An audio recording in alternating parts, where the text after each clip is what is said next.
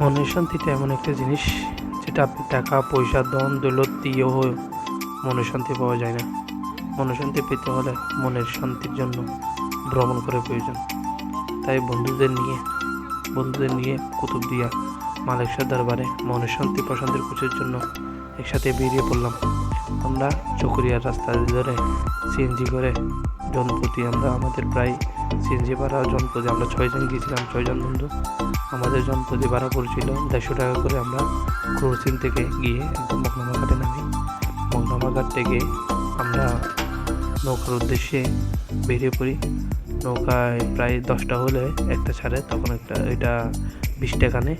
আর যদি এরপরে যাই 11টার পরে হয় তাহলে এটা 30 টাকা করে নেয়। তাই আমরা নৌকার উদ্দেশ্যে দ্রুত বেরিয়ে পড়লাম, যেন আমরা 10টার নৌকাটা ধরতে পারি। সেই আমরা বেরিয়ে পড়লাম। নৌকার কাছাকাছি আমরা চলে আসলাম। নৌকার মধ্যে উঠলেন, দেখেন কুতুবদিয়ার মানুষের জনজীবন ব্যবস্থা। ওদের নৌকার বিপরীতে কোনো যানবাহন ব্যবস্থা নেই। ওদের একমাত্র যোগাযোগ ব্যবস্থার জন্য ওরা নৌকায় ভ্রমণ করে। আমাদের নৌকার ঠিক টাইমে ছেড়ে দিল। ছেড়ে দেওয়ার পর আমরা আস্তে আস্তে গন্তব্যের দিকে পৌঁছে যাচ্ছি।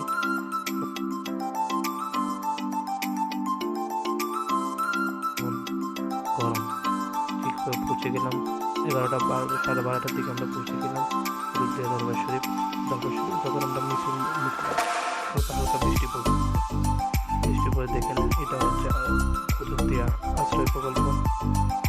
যখন বাংলাদেশে প্রাকৃতিক দুর্যোগের সমস্যা হয় তখন তারা কুতুবদিয়া মানুষের এখানে আসে নেই। এই যে কুতুবদিয়া দরবার শরীফ, হযরত মালেকশাহ দরবার শরীফ।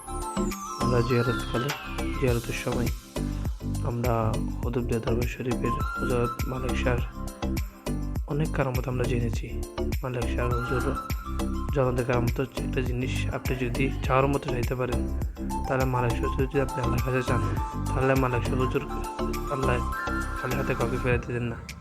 মালেকশাহ হুজুরে এমন একটা কারামত চান। এটা হচ্ছে চেরাগ, যেটা হচ্ছে বাতিঘর নামে পরিচিত। এটা হচ্ছে আপনাদের বাতিঘর অনেক পুরনো, একটা ব্রিটিশ আমলে ছিল, তখন আরেকরকম ছিল।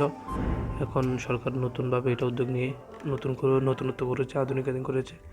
তখন ছিল আরও অন্যরকম। এটা হচ্ছে নৌবাহিনীদের জন্য একটা মেগা প্রজেক্ট সরকারের। আর এটা হচ্ছে কুতুবদিয়ার লবণ মাঠ, দেখতে পাচ্ছেন এখানে লবণের চাষ করছে ওরা।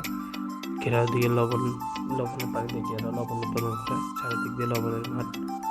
এটা লবণ অবস্থায় তখন লবণ চাষ হয়।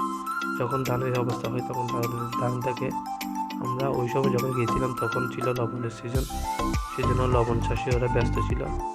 এবং রোডটা এমন একটি সৌন্দর্য উপভোগ, আপনি কুতুবদিয়া দরবার শরীফে গেলে এমন একটা প্রাকৃতিক খুবই সৌন্দর্য পাবেন এটা বলার মতো না, যেটা আপনার মনের প্রশান্তি শান্তি এনে দেবে। আমরা আস্তে আস্তে পেয়ে চলে যাচ্ছি জমা পড়ার জন্য। জমা পরে আমরা পাশাপাশি দেখার জন্য আমাদের দুপুরে দর্শক দেখে আমরা ফেরার পথে দেখেন যে নদীর প্রাকৃতিক সৌন্দর্য, আল্লাহর রহমত, আল্লাহ হচ্ছে সৌন্দর্যতা। আল্লাহর এই দুনিয়া কীভাবে আল্লাহ সৃষ্টি করেছে তার নিজ হাত দিয়ে।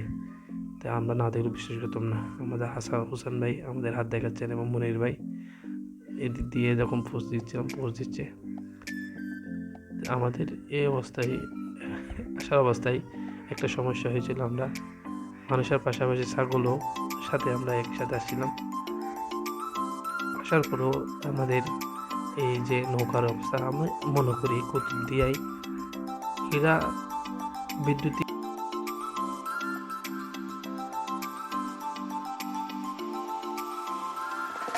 এই কুতুবদিয়া সরকারের যদি উদ্যোগে যদি একটা ব্রিজ হয় তাহলে এখানে জনমানুষের জন্য এটা অনেক উপকার হবে এবং যোগাযোগ ব্যবস্থা উন্নতি হবে।